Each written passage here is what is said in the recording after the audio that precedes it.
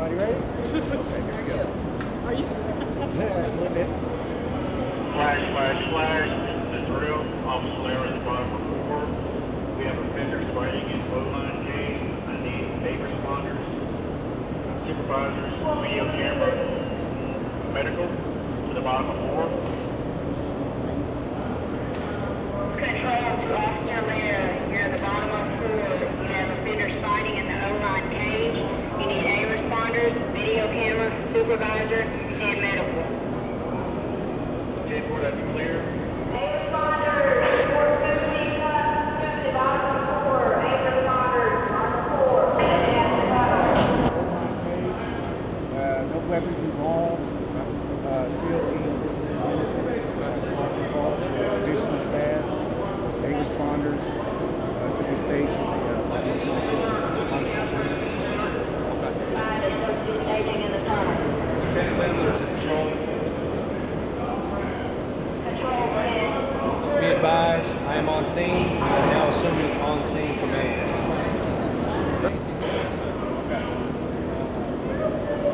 Command to Lieutenant Castleberry.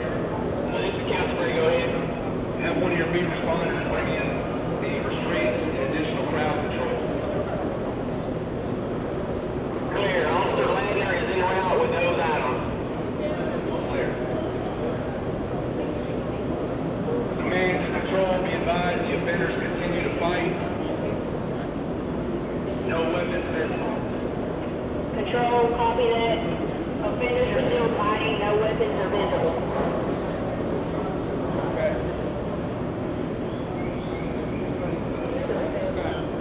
Go down and administer more crowd control to the offenders. Yes, sir. Command and control, be advised, 18 responder Kyle is now administering additional chemical weapons. Stop fighting.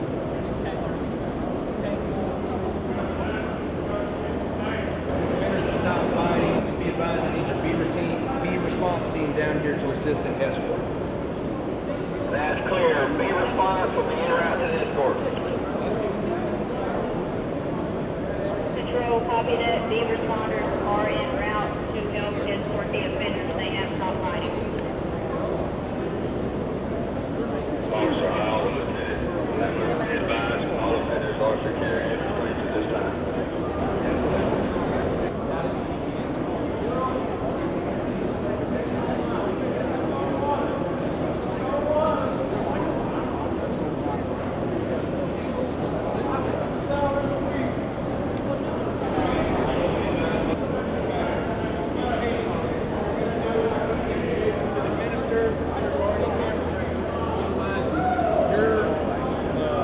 Expertise to help escort these guys back here, and we're going to have medical take a look at it. Okay? So y'all head down in front of When you enter the cage, start at the front door, work your way around. Start the ones at the door first.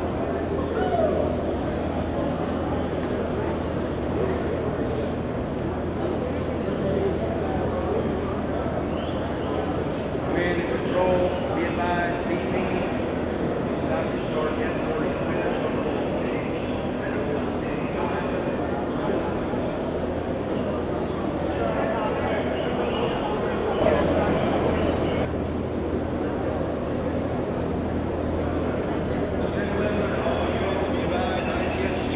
Great job, folks.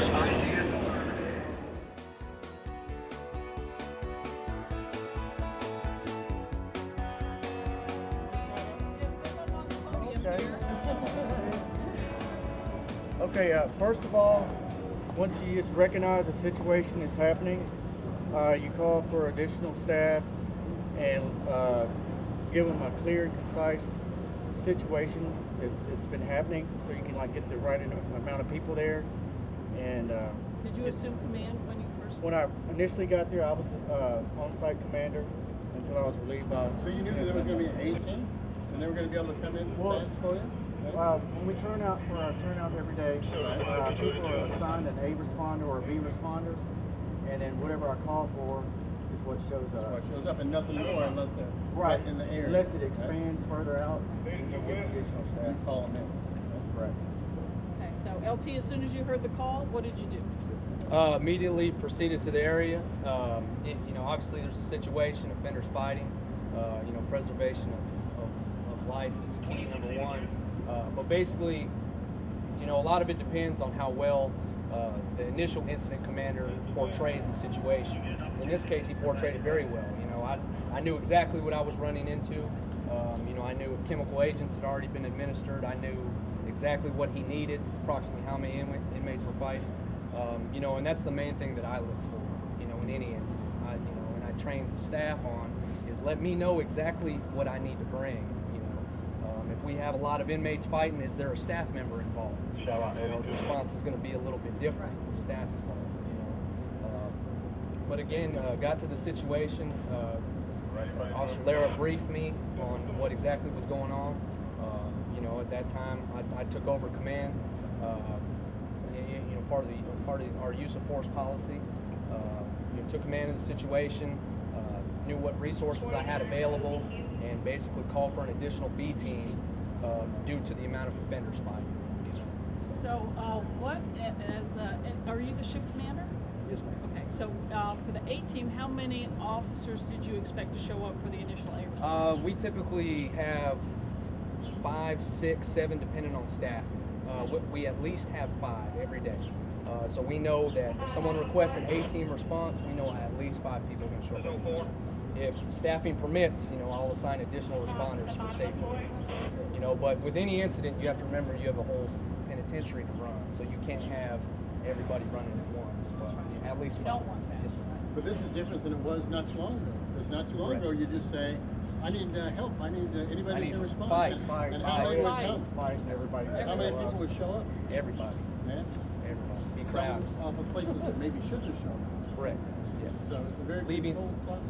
Leaving other areas, unattended, Right. which is, a big reason for this system. It keeps those areas covered because anything can be a diversion. You got to think outside the box. You got to think beyond exactly what's going on. And the ICS allows for that. So when you went to a B-level response, did you already identify that staging area? Yes. As soon as you initiate a B-level response, it's automatic that you provide a staging area. In some situations on a large scale, you may need the B responders to report exactly right there to the scene, because you need help. But in this situation, the area was contained already, at which time, strategically you want to position them somewhere and utilize them to the best. Where in this case it was, A team was able to go in and restrain everybody, where B team can come in and help escort, sort the B teams. Your staging area for your B team, was it a pre-planned area or is it an area of your choice? No, it's an area of my choice, and that basically depends on where the location is.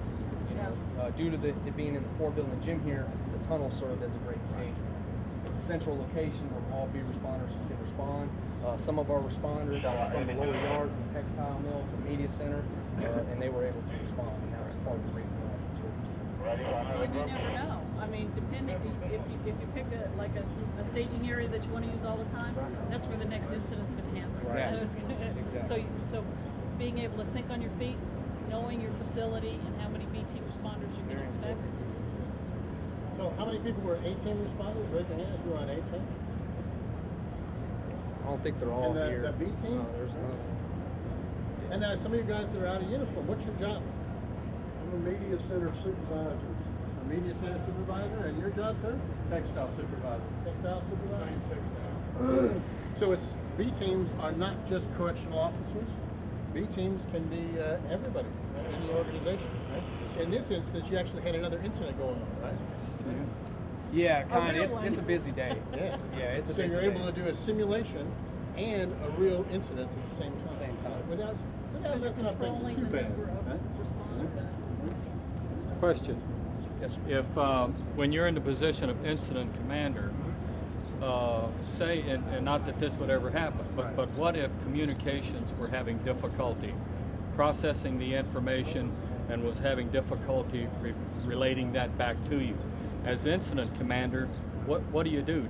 Is there somebody else that's going to be picking up on that and addressing that problem there at Central Command, or is that something that you're going to be trying to do? Yeah, well, I mean, being able to improvise is a big part of it. You know, it's easy to run a simulation, but you know, in a real life situation, you're right. And in, you know, in that case, say, you know, my radio goes, my battery goes dead on the radio. You know, I might be looking for another sergeant or a relay. Our control picket, actually, our control, central control for the incident is at the searcher's desk that y'all passed by. And speaking of communication, that's just to ensure a clear, you know, what I heard is the same thing that you heard. You know, so say it back to Numbers, me. locations. all Exactly. that. Everything goes to clear text. 10 codes are out the window. You know, everything is I have offenders fighting. You know, this is Officer Lara. You know, it's not all this. 681. Yes, ma'am. So if you'd have gotten down there and Officer Lara was doing an excellent job and the incident was just about over, what would you do? Would you take command? I would assist. And there's been situations where I'll assist instead of taking command. So You know, what happens with the officer then? What's the intention? Allow them to continue on? Allow them to continue on the command. You know, us as supervisors in the ICS plan, it designates that even though an officer may be in control, it still falls back on supervisors to ensure policy is being followed. Okay, and so most of the time, it's easier for me to take over. If it's going to be my fault, I want it because of the decision I made. You know, no offense. No offense. Hey, you can No, take it. no.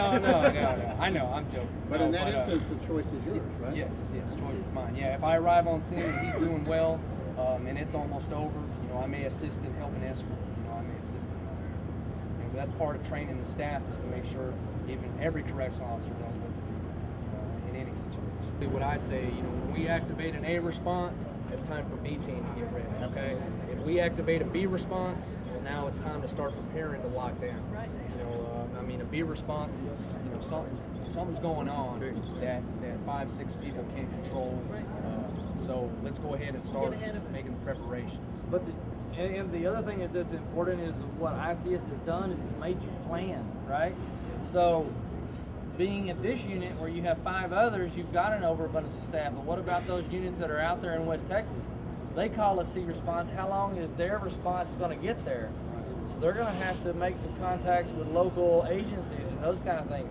But they'll have planned for that, right? So. Exactly. Other questions? Thank you very much. We really appreciate Thanks it. very much. Thank You you. guys did a great job. Appreciate it.